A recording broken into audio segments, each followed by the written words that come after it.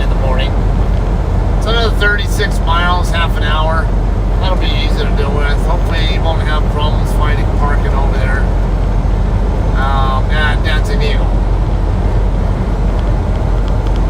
We'll give that a try.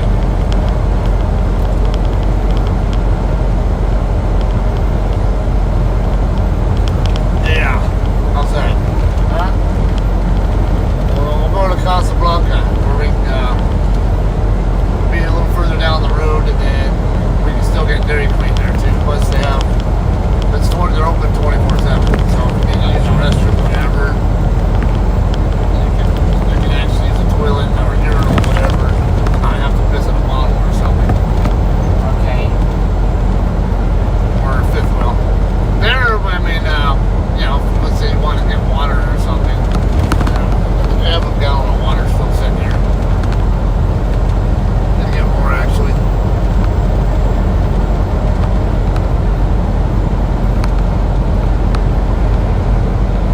Trucking Incorporated. That's another one I see a lot out here. Well, they're not a huge company, I don't think, but I see them a lot. And our license plate's getting ready to fall off. Yep, that license plate's almost going to fall off because it needs a screw to screw it in. Yeah, the brand new license plates we got for our Camaro, because we had to get new plates for our Camaro because the front license plate went missing, somehow disappeared. I think my other son might have tossed it, or I don't know, something might have happened to it. We didn't have any way to mount it to the car though, but then my wife got a fix-it ticket for not having it on. Then after we got the fix-it ticket, we went to try to retrieve the plate so we can have the dealer do whatever they do to mount it. It went missing. So then we had to order new plates that took like several weeks to show up. And then after they showed up, my eldest son, stepson, he installed the plates on both, I think both the front and the back, but when we went to see when I took them all to see their great grandma last week, when we were getting ready to leave there, the facility there in Rancho, I saw the plate was looked like it was about ready to fall off, the rear one. Turned out the right side screw was just barely on at all. And I think it was just hanging. I don't even think it was threaded. I think it was just hanging. The left screw was completely missing. I'm like, what the? So I had to tighten the screw down on the right side because apparently he never tightened the screws down.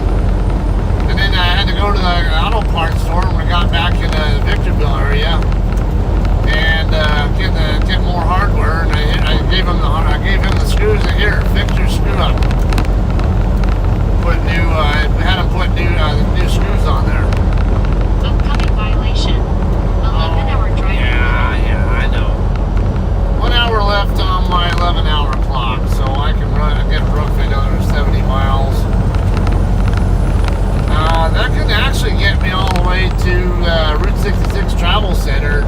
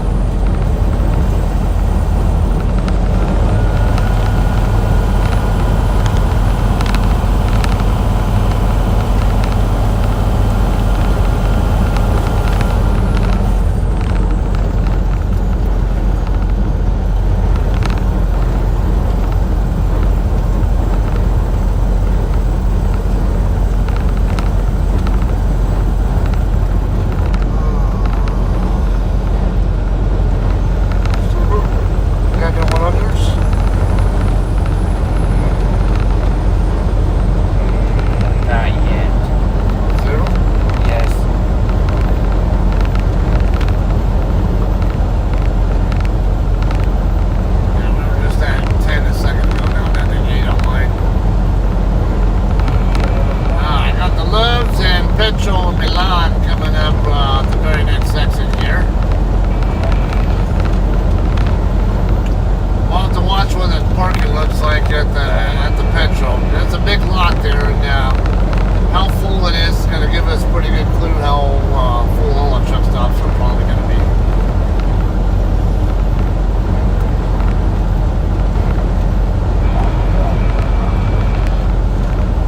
Usually if I'm going to run late, I usually find the biggest truck stop I can find. Because there's a better chance that someone will vacate a spot so I can park. Alright, see you guys are all exiting here. There's a bunch of trucks getting off here. Yep. Bunch of trucks.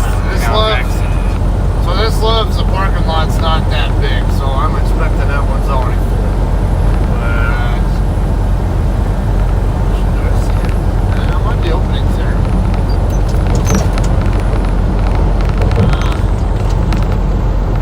Yeah, this is looking kind of on the full side over here.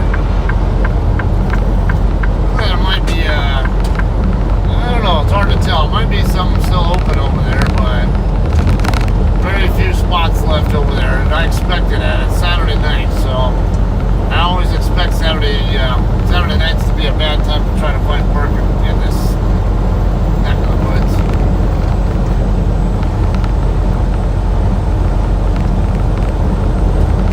Come on, car. Don't start speeding up on me. That's the only reason I'm over here. I know I'm catching up to you. Alright, David. So what about the lady staring you down at the gas station? I never did anything because that was when Gina and I were still married to each other. And so I didn't have any interest in hooking up or anything. But yeah, I mean, she was, from what I could tell, she didn't look bad looking. I couldn't tell if she was in my age group or whatever, or age group would I be interested in. Might have been, but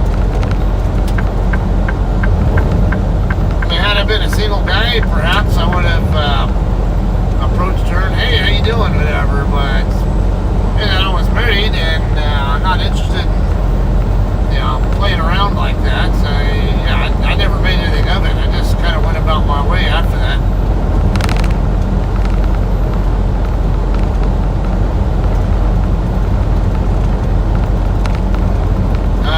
James got a Samsung Note 20 5G, awesome phone. Yes, that is exactly the kind of phone you were watching this stream from now. I think that's what this one is, yeah. Do I know Paul Lara? Yeah, I remember him. Yeah, I remember him from 452nd AGS or AMXS, whatever. Yeah, I got along with him well. How's he doing?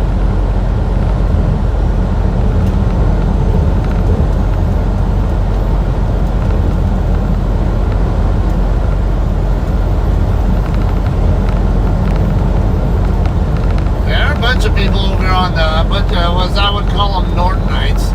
Yeah, well, Bruce Becker, my old boss there, I think he has a bit of an issue with that whole Nortonite term.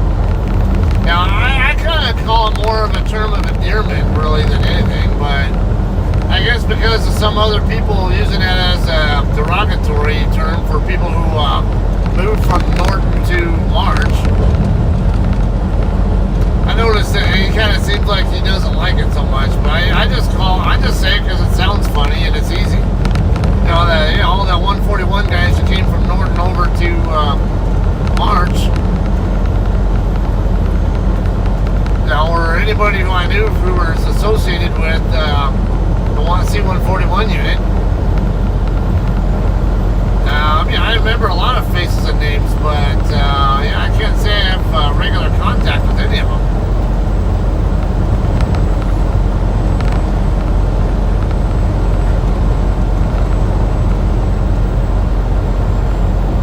Alright, so Paul lives part-time in Tennessee. Alright, yeah. I got Bruce on my Facebook friends list. And every so often they have like a AR shop reunion kind of thing that they usually do at the Hooters in Riverside. But I'm usually out on the road and not in a position where I can join them. One of these days I'd like to. He's starting to get up there in age. He's like in his 70s now, I think. And it seems like he's doing around. I think he just had a surgery on some, I can't remember what it was. Not all that long ago. In the last year or whatever it was. I can't remember. It seems like he's doing well. He's still busy with his, his auto racing stuff. You know, before he had a couple of Pintos that he raced at the Orange County, not Orange County, Orange Show Fairgrounds and elsewhere, whatever. He's got some, what was that? An El Camino or something. I can't remember what he had. Well, I know he always talked about the Ford, not the El Camino, but the Ford version. Ranchero. I think he had a Ranchero. But he had one that he just fixed up and real nice, and I think I remember him taking it to, I can't remember if it was a race or a show, whatever it was. So yeah, he's doing good. Harry Ocasio lives in Victorville. You know, I went to Harry's house once when he and I worked together. And I thought I remember that he got kicked out of his house by his wife because he was having a lot of issues with the alcoholism. I think that I assume that's why he got kicked out. Yeah, man, that guy was always drunk. Even when he was at work, he was always drunk or hungover, it seemed. Yeah, but that guy, shit, he has some really skilled hands with, he was a great mechanic and was very gifted with woodworking too. Remember him, because when I was at his house, he showed me a sun deck that he built himself at the back of his house, and then he had this freaking aviary for, he had two different aviaries. He had one for lovebirds and another one for, I think, cockatiels or cockatoos or whatever. Some of those, whatever those small birds are, not the big ones, the small ones. But he had like, it looked like two houses with like a bridge going to between the two that the birds could fly around in, and he would use the house to get into either the house, whatever. Like he had an opening there, he could open that door. I think he could get into so he could service clean their shit or give them more food or whatever. It was like a really badass aviary, I thought. And it was like, man, this guy's got some skills.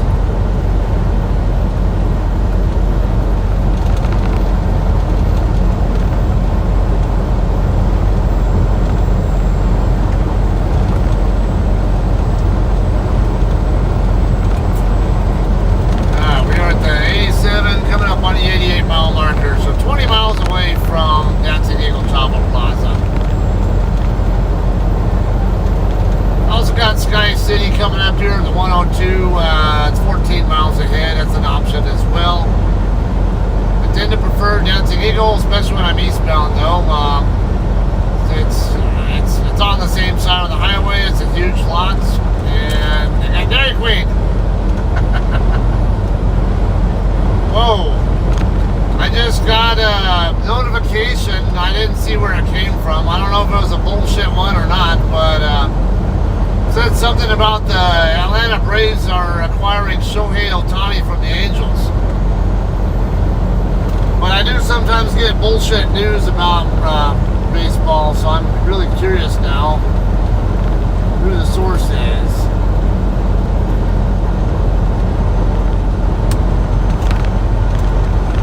Let's see. Oh, it's actually no, it's never mind. That's Fact Sports. Fact Sports, that's satire news.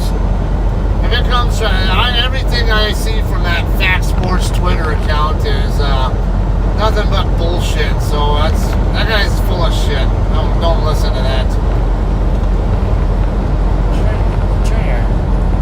Hey someone else actually surprised me when I heard they died. Juan Aguilar. You remember him? Backshop hydraulics guy? Yeah, he died around, I think, the same week that Chaz died. He had aggressive form of cancer. I think it was one of those cases where he didn't even know he had it until not long before he died from it. No one viewers. No viewers? No one viewers. Oh, okay. Yeah, that was kind of a shocker because, yeah, especially, well, I always got along great with Chaz, but I wasn't over there at the MXG building like you were a lot, so I didn't have quite the rapport with him like a lot of other people had. But he and I were always very, very good terms, very friendly with each other. We were even Facebook friends and everything. I just didn't see him a lot. I think I would usually see him when I went over there for like a document review on an aircraft or something, or I went to debrief flight crew on some kind of a problem that they wrote up or something. I think but most of the time I didn't deal with them much. But Juan, me being an AR shop guy and always working hand in hand with the backshop hydro guys, I was close to all those guys, and I was like shocked when I found out about Juan dying.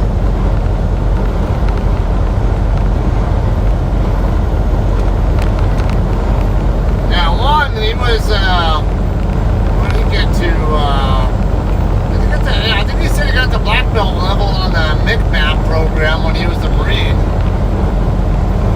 And, and then we had our March Judo Club that we started. With, I don't know, you remember Mike Dorsey? I'm not sure if he showed up there by the time you left. But yeah, Mike worked in HSC. Yeah, basically in my flight, but in the HSC shop. The entire time I was in the AR shop, or not the entire time, but a good chunk of the time I was in the AR shop, he was in art on HSC.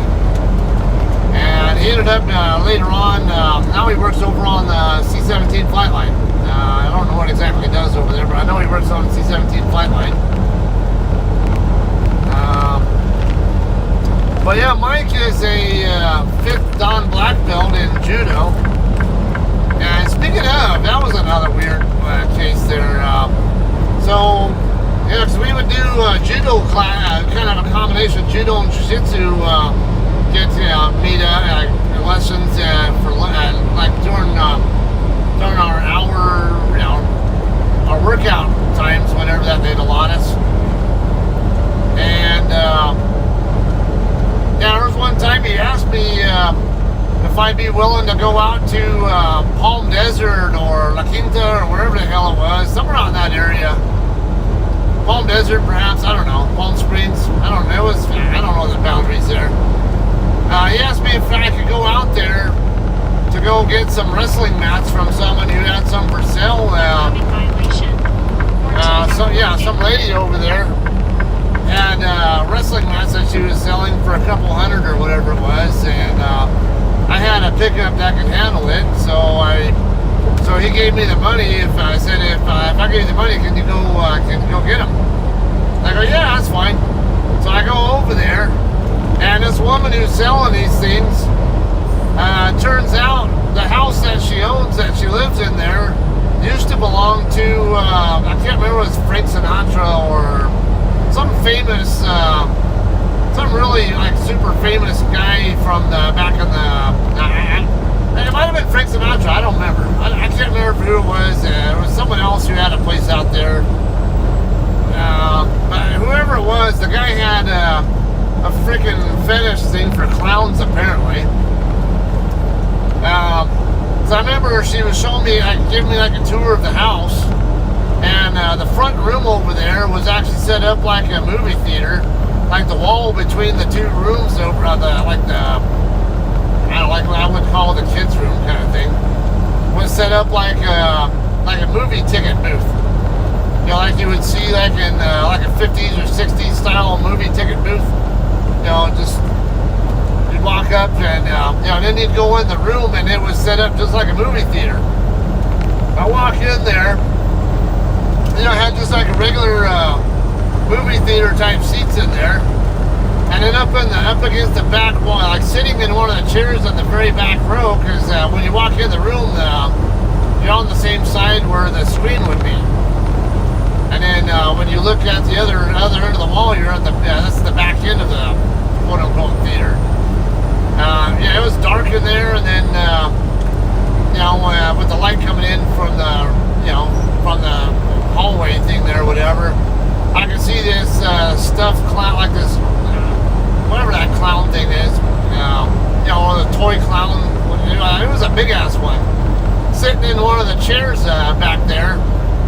And she was like, yeah, those were one of his clowns that he was all into, and you know, he had like pictures on the wall that were clowns and stuff that were all his. Then she showed me the kitchen, and I'm like, holy shit, this freaking kitchen is gigantic. Like, man, this kitchen alone was like freaking bigger than my entire first floor of my house. You guys, and I think if I remember, yeah, you've been to my house when I was in San Jacinto. You think of like my entire first floor, including the garage, was probably about what that kitchen looked like. It was freaking huge. It's like, I could not believe it, but now it was pretty interesting there. And for life of me, I can't remember who exactly that person was. I keep wanting to say it was a crooner.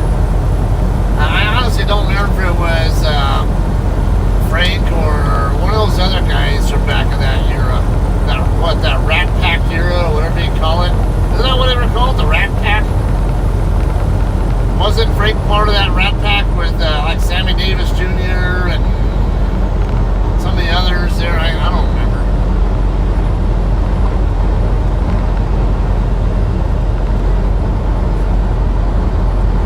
Yeah, that was worth it though. Got good mats from her. And yeah, we used the crap out of those mats in on our secondary, like that secondary room in our hangar.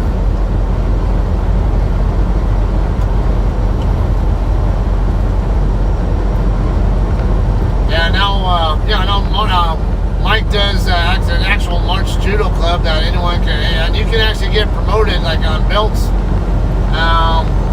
Actually, one of our active duty dock coordinator on the 135 side who worked with in my shop. Holy shit, man. Okay, this guy had a hardcore wrestling background.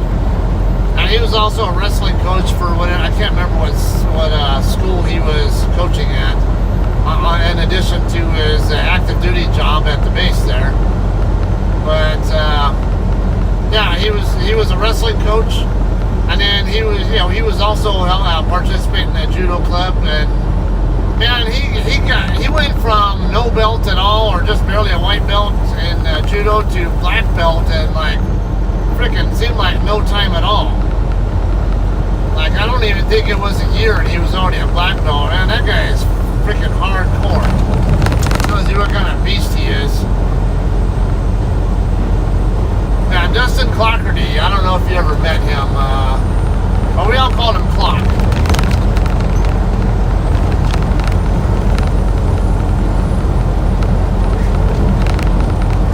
Now, judo, I never made it, because I never, a lot of times I didn't have time to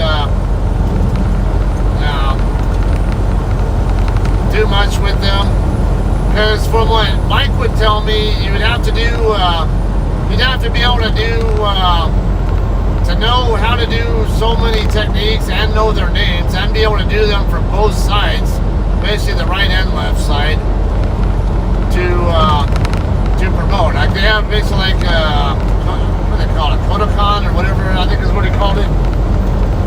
And you had to know, you know, like, I mean, like, there wasn't that many moves you had to know to get from white to yellow belt. But then every belt level level, you had to know more moves and the names of them and stuff. I can't remember if you had counters that you'd have to learn too. Yeah, I can't remember why I never got much of it. I think it was because a lot of times when they were doing it, I was busy. I always had work to do or something, or can't remember. So I would train with them when I was able to, but it wasn't a hell of a lot. Not nearly as much as I wanted to, because I would have loved to pick up a lot more of judo. I think judo and jiu-jitsu are extremely great complementary arts to each other. There are a lot of things about judo that are very strong that jiu-jitsu is not quite so good at in grappling. It's particularly the takedown and takedown defense stuff. Whereas jiu-jitsu is all about ground fighting, and so we have different things that different ways we see doing things when you're actually on the ground with an opponent. And judoka, they don't spend as much time on the ground before they get stopped and told to stand back up. They can have pinfalls, but you can't win by pinfall in jiu-jitsu. Now, if you're in an actual jiu-jitsu tournament, it's either win by submission or by points. And there are actually tournaments in jiu-jitsu where it's submission only. So, they stress a lot more the submission stuff in jiu-jitsu, and so it's interesting how there's some yin and yang to that, I guess I would say. Now, and I even noticed there are certain types of techniques on the ground that are extremely popular with judoka, but might want to be more careful about if you're doing that with somebody who's got a strong BJJ background. Like judoka, they like to do head and shoulder hold a lot. It can be like from the top turtle position, as we call it, or other, or even where it's the bottom, the one person's on the back and the person applying the technique is on top or whatever.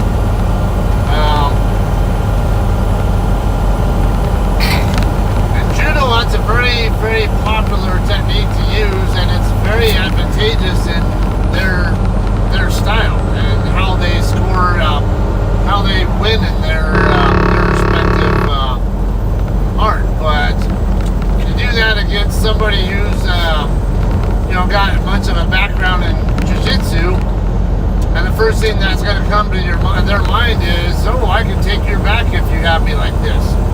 Now, if they maneuver themselves the right way, it's not excessively hard to take a judoka's back if they don't have a jiu-jitsu background and they try to use that technique on a BJJ guy. So it's real interesting. But there are other stuff where judoka actually are, where they can catch us off guard with their techniques.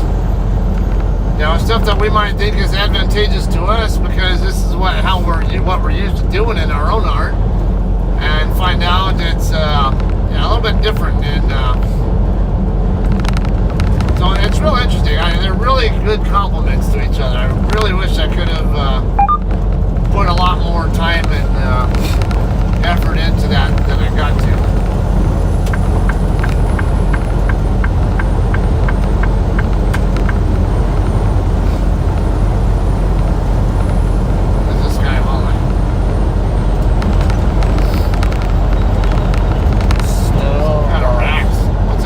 Still got one viewers. Huh? Only one. Oh, okay. There's nothing in the chat.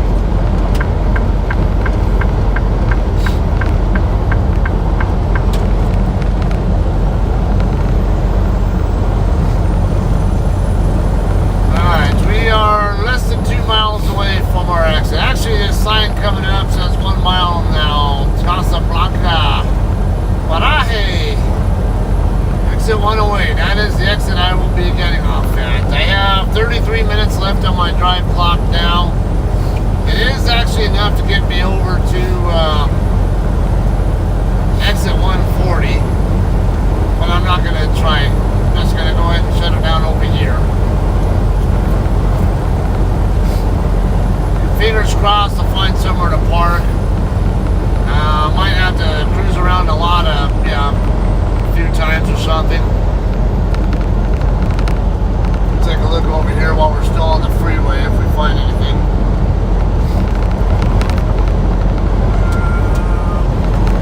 Yeah, look like there should be. Yeah, I think I see spots open over here in the back row.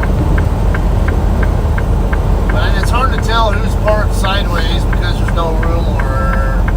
Oh yeah, there's spots for sure. No doubt, no question about it. I'm gonna find parking here.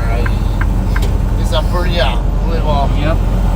Wouldn't say no question, but that back row back there, I could have sworn I saw room back there.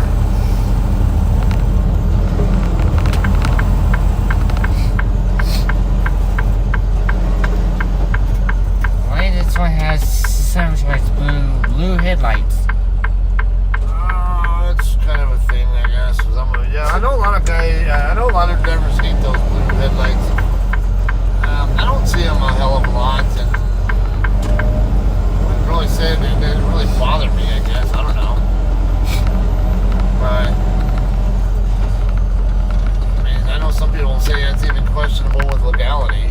Yes, do you remember that we used to use color lights like purple, red, yellow, and stuff? Yes.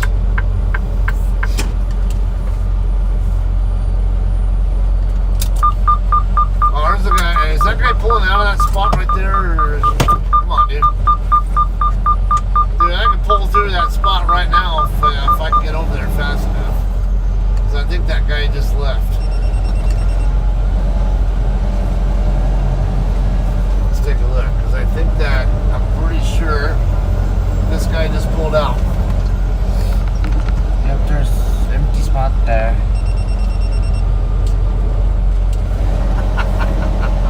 What? That worked out great. There's a big empty spot here. Yeah, that's one thing I like about this row here too. The spots are really wide. Yes.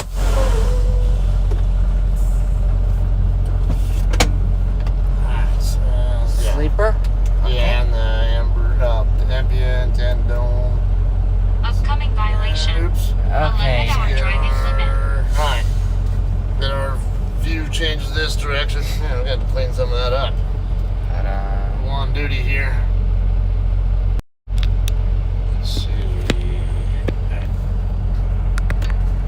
Alright, so here we are in Casa Blanca, New Mexico. Just like I expected. How many miles I ended up at? 661. I knew it was somewhere around 660. 660 actually is right in the neighborhood of where I tend to like to run on a typical shift. But now, mind you, the first 200, or actually 190, yeah, about 190 miles of that was all in California, where it had a 55 mile an hour speed limit, and I wasn't doing more than 60 the entire time. I don't rush in Cal. Didn't have a need to. So yeah, I ran down my clock pretty good. Normally, if I'm running where everything's 70 mile an hour, where I can run my full 70 the entire time. There are 78 miles an hour. Okay, going to 650 end miles. it here I'm barely now. at barely.